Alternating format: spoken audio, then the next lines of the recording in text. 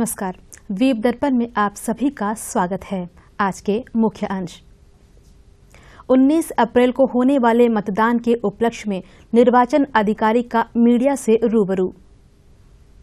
कड़ी सुरक्षा के बीच मतदान सामग्रियों को बाहरी द्वीपों के लिए किया गया रवाना। और द्वीप समूह के सभी स्कूलों में ग्रीष्मकालीन अवकाश 2 मई से। अब द्वीप दर्पण विस्तार से। अंडमान निकोबार द्वीप समूह में 19 अप्रैल को होने वाले मतदान के सिलसिले में अंडमान निकोबार द्वीप समूह के निर्वाचन क्षेत्र के निर्वाचन अधिकारी अर्जुन शर्मा ने आज पत्रकार सम्मेलन का आयोजन कर मीडिया से रूबरू हुए। मीडिया कर्मियों को संबोधित करते हुए उन्होंने कहा कि 19 अप्रैल को सवेरे 7 बजे से शाम 6 बजे तक मतदान होगा। निर्वाचन अधिकारी ने सभी मतदाताओं से बड़ी संख्या में मतदान करने की अपील की। आज 16 है और 19 अप्रैल को वोटिंग है। 19 अप्रैल को 7 बजे से लेकर 6 बजे तक वोटिंग है। सुबह 7 बजे से लेकर शाम में 6 बजे तक वोटिंग है। तो सबसे पहले तो मैं आप सबसे रिक्वेस्ट करना चाहूँगा और आपके थ्रू अंडमान निकोबार के लोगों से रिक्वेस्ट करना चाहूँगा कि 19 अप्रैल को सब लोग भारी संख्या में आकर 7 AM से शाम में 6 बजे तक सब लोग वोट करें। मेरी आप सभी में जो मेरे मीडिया के दोस्त हैं उन सभी से रिक्वेस्ट रहेगी कि सब लोग भारी मात्रा में आकर 19 अप्रैल में वोट करें। और आप सभी लोग इसका 19 अप्रैल वोट का जितना प्रचार कर सकते हैं, जिस तरीके से कर सकते हैं, उसका ज़रूर करें। ये तो एक बात है। दूसरी बात ये है कि पोलिंग से पहले निर्वाचन आयोग ने कुछ रिस्ट्रिक्शंस लगाई हैं। वो रिस्ट्रिक्शंस हम उसकी प्रेस रिलीज भी दे चुके हैं, पर उनको एम्फसाइज करने के लिए आप सभी को एक तरीके से आमंत्रित किया गया है। सबसे पहले तो 17 तारीख को 6 बजे के बाद पॉलिटिकल कैंपेनिंग बंद हो जाएगी। मैं रिपीट करता हूँ, 17 तारीख को शाम में 6 बजे के बाद पॉलिटिकल कैंपेनिंग बंद हो जाएगी। निर्वाचन आयोग की गाइडलाइंस के अनुसार 48 घंटा पहले, क्लोज ऑफ पोल से 48 घंटा पहले उसको साइलेंस पीरियड कहा जाता है। तो 17 तारीख से 6 बजे के बाद कोई भी पॉलिटिकल, शाम में 6 बजे, तो वो कैंपेनिंग अलाउड नहीं है। साथ ही साथ लाउड स्पीकर्स का यूज़ पॉलिटिकल पर्पसेस के लिए भी अलाउड नहीं रहेगा। That is a part of the silence period. पर इस पॉइंट को मैं एम्फसाइज करना चाहता हूँ कि लाउड स्पीकर्स के use for political purposes is also not allowed. Third part, आप सभी ने देख लिया होगा कि 144 CRPC के ऑर्डर्स, धारा 144 के ऑर्डर्स डिप्टी कमिश्नर के ऑफिस से under my signatures have been issued. ये सेम, इसका पीरियड भी सेम रहेगा 17 तारीख को शाम में 6 बजे के बाद से। तो आप सभी से मेरी रिक्वेस्ट है कि जन जन में अपने मीडिया के थ्रू, अपने प्लेटफॉर्म्स के थ्रू ये बात लोगों तक ज़रूर पहुंचाएं और पॉलिटिकल पार्टीज़, कैंडिडेट्स तक ये बात पहुंचे कि 17 तारीख के बाद अगर कुछ होगा तो वो मॉडल कोड का उल्लंघन है, धारा 144 का उल्लंघन है और उस सिनारियो में हम स्ट्रिक्ट एक एक्शन लिया जाएगा। इसके अलावा मैं आपको पोल से रिलेटेड जो हमारी अभी तक तैयारी हो चुकी है उसके बारे में भी ब्रीफ करना चाहता हूँ। हमारी पोलिंग पर्सनल की 3 राउंड ऑफ ट्रेनिंग पूरा हो चुका है। पोलिंग पर्सनल की एक रैंडमाइजेशन होती है। वो रैंडमाइजेशन निर्वाचन आयोग की गाइडलाइंस के अनुसार वो रैंडमाइजेशन भी पूरी हो चुकी है। 18 तारीख को जो हमारी सब डिविजन्स हैं, डिस्ट्रिक्ट्स में सब डिविजन्स हैं, 18 तारीख को अपने रिस्पेक्टिव सब डिवीजन से पोलिंग पार्टीज जो बनी हैं वो डिस्पैच होंगी अपने पोलिंग स्टेशंस के लिए। पोलिंग का जो EVMs और VVPATs है वो आउटलाइंग सब डिविजन्स की हम डिस्पैच कर चुके हैं। मोस्टली हर जगह वो पहुंच भी गई हैं और निर्वाचन आयोग की गाइडलाइंस के अनुसार हर जगह अपने स्ट्रांग रूम में उनको सील भी कर दिया गया है। पोर्ट ब्लेयर में और दूसरी सब डिवीजन में भी 18 तारीख की सुबह सब पोलिंग पार्टीज अपने डिस्पैच सेंटर पर इकट्ठा होंगी, अपनी पोलिंग किट्स चेक कर ईवीएम्स चेक कर अपनी पोलिंग स्टेशंस पे रवाना हो जाएंगी और उसी के अगले दिन 19 अप्रैल को वोट करवाया जाएगा। उसके अलावा जो पोलिंग स्टेशंस जिनको हमें सेंसिटिव क्रिटिकल डिक्लेयर करना था वो हम कर चुके हैं। उन पोलिंग स्टेशंस पर हमने सीएपीएफ की कंपनी, सीआरपीएफ की कंपनी जो भारत सरकार से आई हैं, साथ में माइक्रो ऑब्जर्वर्स को भी डिप्लॉय किया है और साथ ही साथ पुलिस बल जो हमारी पुलिस फोर्स है वो भी इन सेंसिटिव और क्रिटिकल पोलिंग स्टेशंस पर एक्स्ट्रा चुस्ती और मुस्तैदी के साथ तैनात रहेंगी। तो मेरी उम्मीद है कि बिना किसी हिंसक घटना के हम इस बार चुनाव करवाएंगे और मेरी आप सभी से भी उम्मीद है और आप सभी से आग्रह है कि जन जन तक ये मैसेज ज़रूर पहुंचाएं, ये बात ज़रूर पहुंचे कि हमें बिना किसी हिंसक घटना के एक शांतिपूर्वक निष्पक्ष तरीके से हमें इस बार का चुनाव करवाना है। इसके अलावा कुछ बातें ऐसी हैं जो कि इस बार हमने चुनावों को मद्देनज़र रखते हुए इन चुनावों पे हमने विशेष बल दिया है। ईवीएम्स की ट्रेनिंग पोलिंग पार्टीज़ की हमने 3 राउंड्स करवाया है, बहुत अच्छे से करवाया है। साथ ही में इस बार ईवीएम्स पोल डे वाले दिन ईवीएम्स में कुछ परेशानी अगर हो तो उसको रिजॉल्व करने के लिए ईसीआई के इंजीनियर्स भी सेक्टर ऑफिसर्स के पास मौजूद रहेंगे। हमारे डिस्ट्रिक्ट कंट्रोल रूम और आरओ के कंट्रोल रूम में अलग से नंबर्स हमने दिए हैं इन सब पार्टीज़ को, ताकि किसी भी तरीके की अगर किसी को परेशानी हो सेक्टर ऑफिसर को या प्रिजाइडिंग ऑफिसर को तो तुरंत हमें बताए और निर्वाचन आयोग की गाइडलाइंस के अनुसार जो चीज़ें हम उसको सुधारने के लिए ठीक कर सकते हैं वो हम करेंगे। ये सब चीज़ें हैं।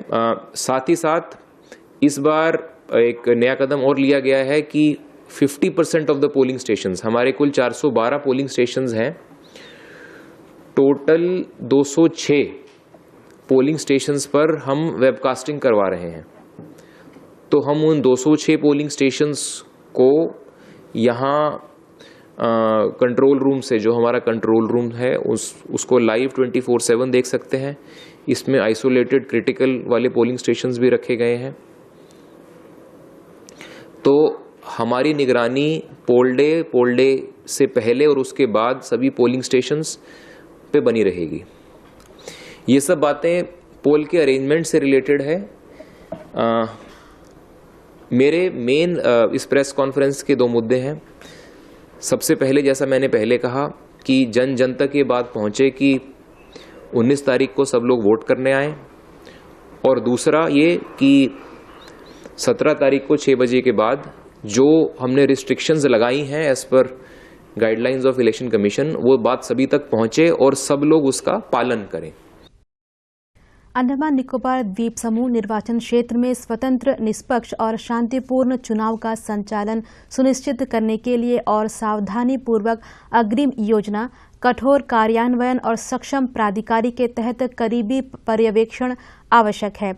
इसी कड़ी में द्वीप समूह के निर्वाचन अधिकारी अर्जुन शर्मा ने जिला पुलिस अधीक्षक निहारिका भट्ट के साथ आदर्श आचार संहिता के कार्यान्वयन को सुनिश्चित करने के लिए नगर के विभिन्न स्थानों बीएसटी टीमों, एफएसटी टीमों और चेक पॉइंटों का निरीक्षण किया। निर्वाचन अधिकारी ने सभी टीमों को जांच तेज करने के सख्त निर्देश दिए हैं। इसी बीच अंडमान निकोबार द्वीप समूह संसदीय निर्वाचन क्षेत्र के निर्वाचन अधिकारी ने द्वीप समूह के सभी मतदाताओं से जागरूक नागरिक होने और कानून के तहत परिकल्पित प्रावधानों के उल्लंघन में किसी भी प्रकार के कृत्य के लिए सावधान रहने की अपील की है। गौरतलब है कि भारत के चुनाव आयोग ने 19 अप्रैल को सवेरे 7 बजे से 1 जून को शाम 6:30 बजे के बीच किसी भी रूप में एग्जिट पोल आयोजित करने और प्रकाशित करने पर रोक लगाया है। अंडमान निकोबार द्वीप समूह के निर्वाचन क्षेत्र में लोकसभा चुनाव के तहत 19 अप्रैल को होने वाले मतदान के लिए द्वीप समूह के दूर दराज के भागों में मतदान सामग्रियों को भेजने का कार्य किया गया। कल कड़ी सुरक्षा के साथ जहाज द्वारा रंगत, मायाबंदर, डिगलीपुर, लिटिल अंडमान और कार निकोबार के लिए ईवीएम, वीवीपैट्स और पोलिंग किट्स जैसी मतदान सामग्रियां भेजी गई। एग्जीक्यूटिव मजिस्ट्रेट के साथ सीआईएसएफ कर्मी इन मतदान सामग्रियों के साथ गए। स्वराज द्वीप, शहीद द्वीप और स्टेट आइलैंड के लिए मतदान सामग्रियां 18 अप्रैल को भेजी जाएगी। पोर्ट ब्लेयर और फरारगंज तहसील के लिए मतदान सामग्रियों का वितरण 18 अप्रैल को नेताजी स्टेडियम से किया जाएगा, जबकि मतदान द्वारा ईवीएम का प्राप्ति केंद्र, ईवीएम भंडारण के लिए स्ट्रांग रूम और मतगणना केंद्र जवाहरलाल नेहरू राजकीय महाविद्यालय पोर्ट ब्लेयर होगा। 19 अप्रैल को अंडमान निकोबार द्वीप समूह निर्वाचन क्षेत्र में लोकसभा चुनाव के लिए मतदान होगा। मतदान के लिए व्यापक तैयारियां की जा रही है। पुलिस विभाग की ओर से भी शांतिपूर्ण तरीके से मतदान के लिए बंदोबस्त किए गए हैं। अंडमान निकोबार पुलिस महानिदेशक देवेश चंद्र श्रीवास्तव ने द्वीप समूह के मतदाताओं से बिना किसी झिझक के मतदान में हिस्सा लेने का आग्रह किया। देखिए, जहाँ तक ये जो मॉडल कोड ऑफ कंडक्ट है, आदर्श चुनाव संहिता, इसके लिए जो पुलिस प्रशासन और जो चुनाव से जुड़े हुए अन्य अधिकारी हैं, तीनों मिल के एक साथ काम करते हैं और जिस दिन चुनाव की घोषणा की जाती है उसी दिन से ये चुनाव संहिता लागू हो जाती है। तो इसके लिए जो मुख्य उद्देश्य है इसका कि जो चुनाव हों वो स्वतंत्र हों, वो निष्पक्ष हों और वो बिना किसी भय या लोभ के हों। तो लिहाजा कई स्तरों पे इसकी कार्रवाई की जाती है। तो सबसे पहले हमने अपने पुलिस बल को प्रशिक्षित किया कि इस मॉडल कोड ऑफ कंडक्ट के मायने क्या हैं और आपकी जिम्मेदारी क्या है। उसके बाद जो फील्ड लेवल की जो चेकिंग होती है, जो इंटेलिजेंस कलेक्शन होता है या जो गलत कार्रवाई पे जो चुनाव संहिता के उल्लंघन है उनके खिलाफ कानूनी कार्रवाई की गई। उसके अलावा जो हमने जगह जगह पे नाके लगाए, जैसा कि आप देख रही हैं, जो फ्लाइंग स्क्वाड्स हैं, स्टैटिक सर्वेलेंस टीम्स हैं जिसमें प्रशासन और पुलिस के अधिकारी हैं। तो ये लोग मिल के अगर फ्रीबीज हैं या कहीं पे लिकर की स्मगलिंग हो रही है या कहीं पे ड्रग्स है, जो भी उल्लंघन हो रहा है उसके खिलाफ सख्त से सख्त कार्रवाई कर रहे हैं। तो कई चीज़ों में हम लोग FIR भी दर्ज करते हैं, कई चीज़ों में रिटर्निंग ऑफिसर को बताया जाता है और जो पॉलिटिकल पार्टीज और कैंडिडेट्स हैं उनको, जो अधिकारी हैं उनको, आम जनता को और पुलिसकर्मियों को, सबके इस MCC में अपने अपने दायित्व हैं। तो उसके निर्वहन के लिए उन्हें पूरी तरह से बताया भी जाता है और प्रशिक्षित भी किया जाता है। और जो हमारी सफलताएं हैं वो भी दिख रही हैं, जहाँ पे हमारे लोग जो मेहनत कर रहे हैं और सड़कों पे खड़े हैं या सघन जांच कर रहे हैं। तो मैं ये कहूँगा कि जहाँ तक मॉडल कोड ऑफ कंडक्ट का इम्प्लीमेंटेशन करवाने का जो पुलिस और प्रशासन की जिम्मेदारी है उसमें हम काफ़ी हद तक सफल रहे हैं। इसमें लगभग 3000 से ज़्यादा पुलिसकर्मी जो हमारे अंडमान निकोबार पुलिस के हैं वो लगे हैं, अधिकारी और पुलिसगण। और उसके अलावा हमें चुनाव आयोग ने 6 कंपनियां CRPF की, सेंट्रल रिजर्व पुलिस फोर्स की भी मुहैया करवाई हैं। तो लिहाजा जितने ये जो क्रिटिकल हैं या सेंसिटिव जगह हैं या वल्नरेबिलिटी है, इन जगहों पे, चाहे आइसोलेटेड जगह हैं, सारी जगह पुलिस की कई चक्रों में तैनाती की जाएगी।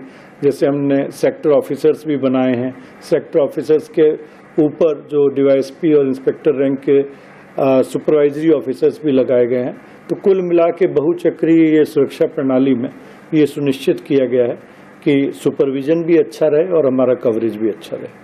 जो मतदान, हमारा जो पहला उद्देश्य जो है वो है कि शांतिपूर्ण रहे, निष्पक्ष रहे और जो बिना किसी भय या प्रलोभन के हो। तो जो पुलिसकर्मी हैं उनकी कई चरणों में उनकी ट्रेनिंग की गई है। पुलिसकर्मियों की तैनाती होगी, हमारी मोबाइल पेट्रोलिंग होगी, हमारे नाके लगे होंगे, सीनियर अधिकारी भी पेट्रोलिंग पे होंगे। तो इसके अलावा पुलिस को ये भी कहा गया है कि जहाँ तक जो गलत गतिविधियां हैं उन पे नज़र रखे, गलत व्यक्तियों पे नज़र रखे। जो बूथ के अधिकारी हैं या प्रशासनिक अधिकारी हैं, चुनाव अधिकारी हैं, उनको पूरा सहयोग दें। और इसके अलावा जो हमारी पुलिस है, जो इस तरह के लोग हैं, जो बुजुर्ग हैं या जो बीमार हैं, उनको भी हम इन लोगों को बताया गया है कि उनकी हम लोग मदद करें ताकि ज़्यादा से ज़्यादा लोग इस मतदान प्रक्रिया में भाग ले सकें। जो मॉडल कोड ऑफ कंडक्ट है वो तो लागू रहेगा, तो लिहाजा जो पोस्ट पोल की एक्टिविटी होती है, जैसे आप 19 के बाद जो हमारा होगा कि सारे जो बैलेट बॉक्स हैं, जो आपकी ईवीएम्स हैं, ये सारे काउंटिंग सेंटर्स में पहुंचेंगे। काउंटिंग सेंटर के बाद मेन काउंटिंग सेंटर आएंगे। तो एक हमारी जब तक चुनावी मतगणना नहीं होती तो काउंटिंग सेंटर को सुरक्षित रखना, इन ईवीएम्स को सुरक्षित रखना एक बेहद चुनौतीपूर्ण काम रहेगा और बहुत महत्वपूर्ण जिम्मेदारी रहेगी। और इसके अलावा जो नॉर्मल जो कानून व्यवस्था का पालन करना है और जो मॉडल कोड ऑफ कंडक्ट्स के जो भी है उनका भी अनुपालन सुनिश्चित करवाना, जहां तक चुनाव की कार्रवाई है वो हमारा कार्य जारी रहेगा। जो हमारे अधिकारी यहाँ पे हैं वो काफ़ी संवेदनशील हैं, काफ़ी युवा अधिकारी भी हैं, महिला अधिकारी भी शामिल हैं। तो हमने एक स्पेशल किट भी बना के अपने सारे जो पुलिस दल हैं उनको दी है, और ताकि इस गर्मी में, जो कि आपने सही कहा कि गर्मी भी है और उमस भी है, तो उसमें इन लोगों की हेल्थ का विशेष तौर पे ध्यान रखा जाए। फिर इनकी नियुक्ति में भी हमने इस बात की को ध्यान दिया है कि जब अगर किसी व्यक्ति की तबीयत कुछ ज़्यादा ठीक नहीं है या कुछ भी बीमारी है तो उनको ऐसी जगह नहीं लगाया जाए जहाँ पे उनको समस्या हो। और इसके अलावा इनकी इस बारे में जो मेडिकल के द्वारा भी और अपने सीनियर पुलिस अधिकारी हैं उन लोगों ने भी इनकी बार बार ब्रीफिंग की है। और बाकी जो हम लोग वरिष्ठ अधिकारी गण हैं वो भी फील्ड में रहेंगे ताकि इनकी जो सुविधाएं हैं और इनको जो बेसिक जो एम्यूनिटीज़ हैं वो फील्ड में मुहैया करवाई जा सकें।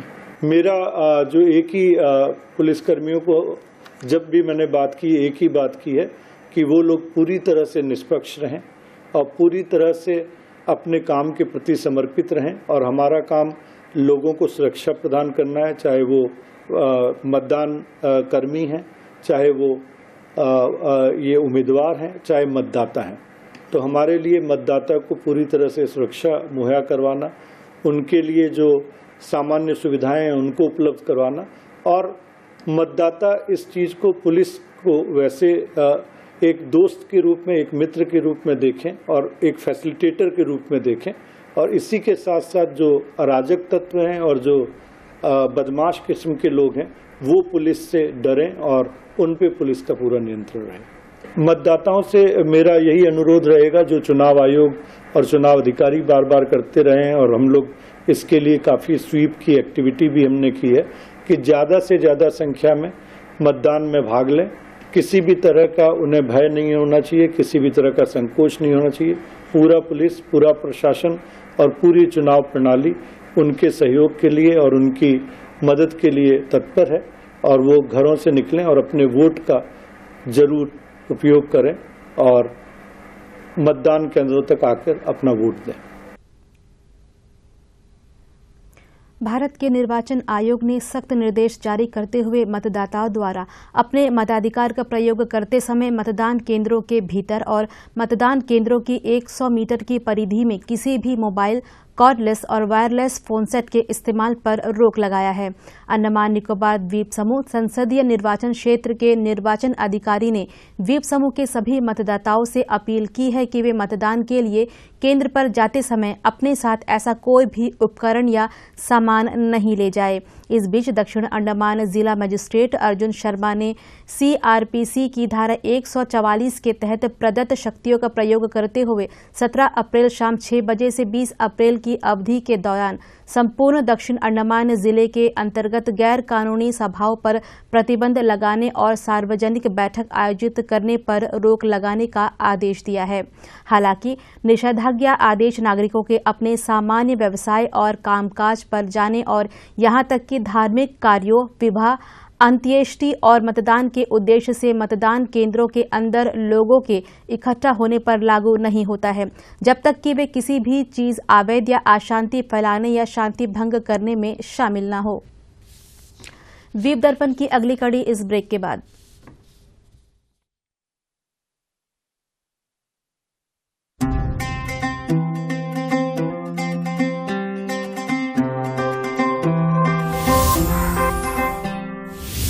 17 की हूँ, कोई बच्ची नहीं, नई हूँ पर कच्ची नहीं। मानो या ना मानो तुम, कुछ बड़ा करने की है बारी यही, भविष्य देश का लिखने की तैयारी यही।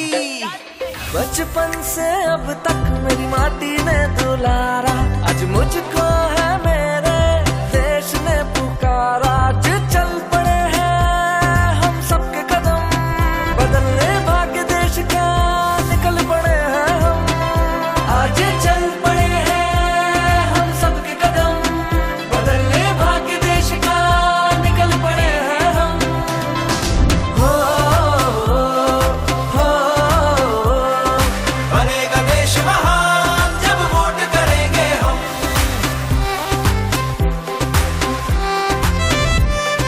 ये जीवन ये तन मन सब कुछ है तुम्हारा, आज मुझको है मेरे देश ने पुकारा। जो सोचे और ठाने तो करके दिखा दे, ऐसे है मेरे देश के फौलादी इरादे। आज चल पड़े हैं हम सबके कदम, बदलने भाग्य देश का निकल पड़े हैं हम।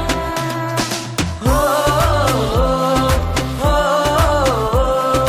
बनेगा देश महान जब वोट करेंगे हम।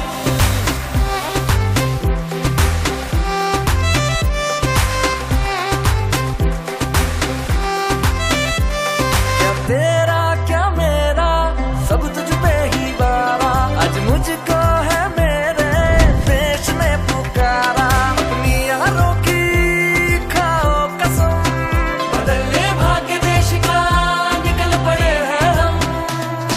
हो कश्मीर से कन्याकुमारी है सब अपने, यहाँ पे कोई बेगाना नहीं। हम तो यहाँ पे सब देश के दीवाने, तो हमसे कोई टकराना नहीं। आवाज यही, अधिकार यही, आजादी का पुरस्कार यही, लोकतंत्र का पहले संस्कार यही, संस्कार यही। अपनी यारी की खाओ कसम, करेंगे अपना पहला वोट देश के लिए हम। ये जीवन फर्स्ट टाइम जी सर। सब कुछ है तुम्हारा, आज मुझको है मेरे देश ने पुकारा।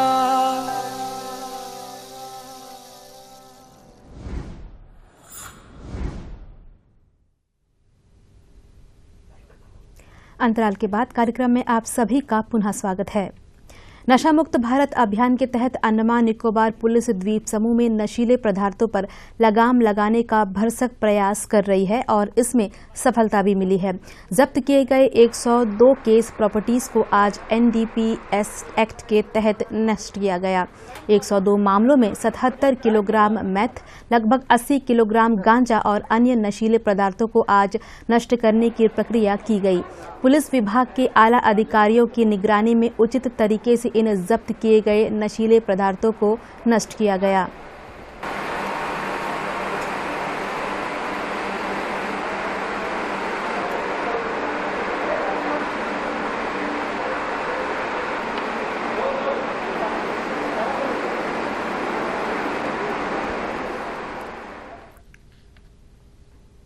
इस बारे में पुलिस उप महानिरीक्षक वर्षा शर्मा ने विस्तार से दूरदर्शन को बताया। पुलिस एक मुहिम के तौर पे काम कर रही है नशा मुक्त भारत के अभियान के तहत। तो उसी कड़ी में एक आज हम लोगों ने जो पहले सीज हमारे हुए हैं NDPS ड्रग्स, उनको कोर्ट से उनका ऑर्डर लेके आज ये हम लोग इसका डिस्पोजल कर रहे हैं। जो NDPS एक्ट में जो प्रावधान है उनके तहत सारी 102 केस प्रॉपर्टी हैं, जिसमें कि 77 kg मैथ और 80 kg करीब गांजा, और इसके अलावा और जो प्रोडक्ट्स हैं जैसे कि कोडोलेक्स, कफ सिरप्स वगैरह जो टैबलेट्स हैं, इन सब का आज हम लोग की जो एक कमेटी बनी हुई है, जिसमें DG साहब ने कमेटी बनाई हुई है, जिसमें मैं और 2 SP साहिबान हैं। तो हम लोग सारी जो प्रावधान है उसके तहत आज हम लोग ये कार्रवाई कर रहे हैं, जिससे कि ये हमारा एक जो बहुत ही ज़्यादा हम लोग का प्रायोरिटी एरिया है NDPS के अगेंस्ट हमारा काम, उसके लिए एक महत्वपूर्ण कड़ी है। अंडमान निकोबार द्वीप समूह में 2 मई से 30 जून तक ग्रीष्मकालीन अवकाश रहेगा।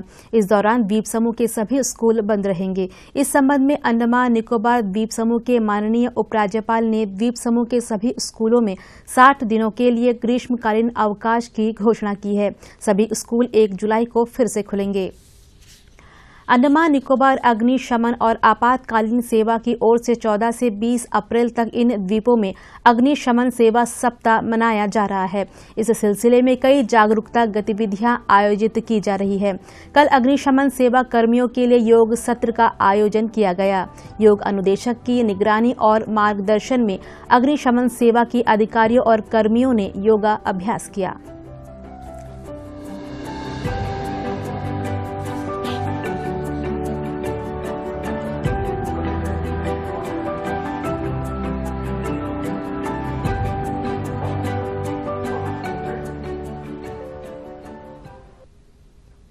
इस बारे में अग्निशमन सेवा विभाग के अधिकारी ने दूरदर्शन से बातचीत की। सुरक्षा सप्ताह मनाने की कड़ी में दूसरा दिन मना रहे हैं। इसके तहत हम योगा प्रोग्राम में ऑर्गेनाइज करवाया है। अग्नि सुरक्षा सुनिश्चित करें और राष्ट्र निर्माण में सहयोग दें। इसके तहत सभी जो दूसरी यूनिट से आए हुए स्टाफ्स को अच्छे से ब्रीफ किया है, उनको अवेयर करवाया गया है कि फायर सर्विस डे और फायर सर्विस वीक क्यों मनाया जाता है। और बहुत जो पार्टिसिपेशन है वो एनकरेजिंग है और वो अपने स्वेच्छा से पार्टिसिपेट कर रहे हैं। इसी बीच अग्निशमन मुख्यालय में ही आज स्कूली बच्चों के लिए चित्रकारी और चित्रकला प्रतियोगिता आयोजित हुई। इस प्रतियोगिता में पोर्ट ब्लेयर और आसपास के विभिन्न स्कूलों से विद्यार्थी हिस्सा लिए। प्रतिभागी विद्यार्थियों ने अग्निशमन और उससे जुड़े विषय पर चित्र बनाए और उसमें रंग भरे।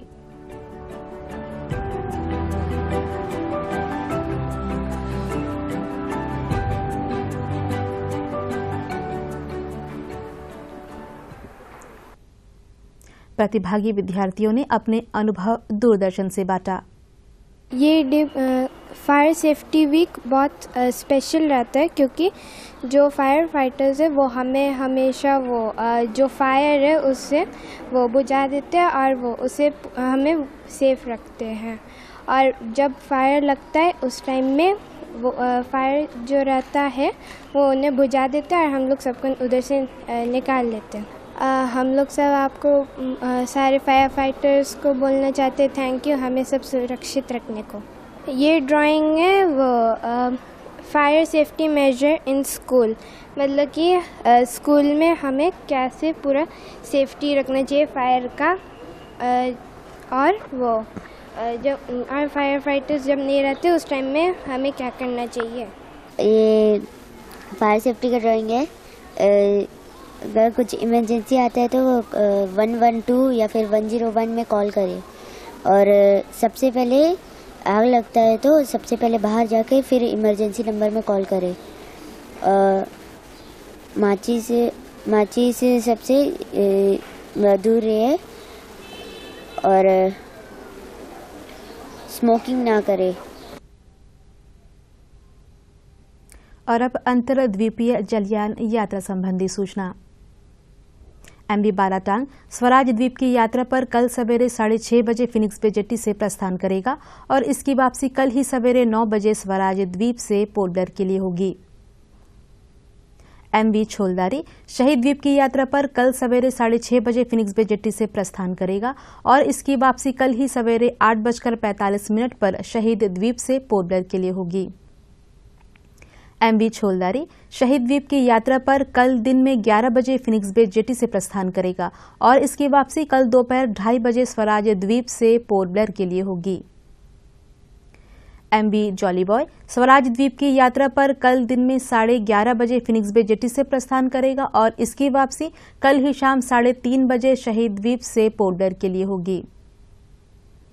MV बाराटांग स्वराज द्वीप की यात्रा पर कल शाम 5 बजे फिनिक्स बे जेट्टी से प्रस्थान करेगा और इसकी वापसी अगले दिन सवेरे 5:30 बजे शहीद द्वीप होते हुए स्वराज द्वीप से पोर्ट ब्लेयर के लिए होगी।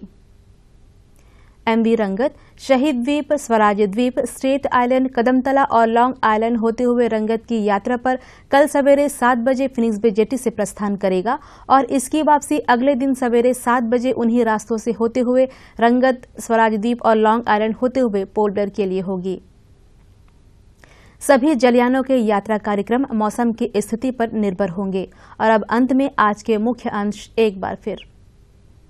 19 अप्रैल को होने वाले मतदान के उपलक्ष्य में निर्वाचन अधिकारी का मीडिया से रूबरू। कड़ी सुरक्षा के बीच मतदान सामग्रियों को बाहरी द्वीपों के लिए किया गया रवाना। और द्वीप समूह के सभी स्कूलों में ग्रीष्मकालीन अवकाश 2 मई से। इसी के साथ ही आज का यह द्वीप दर्पण कार्यक्रम यहीं पर समाप्त होता है। नमस्कार।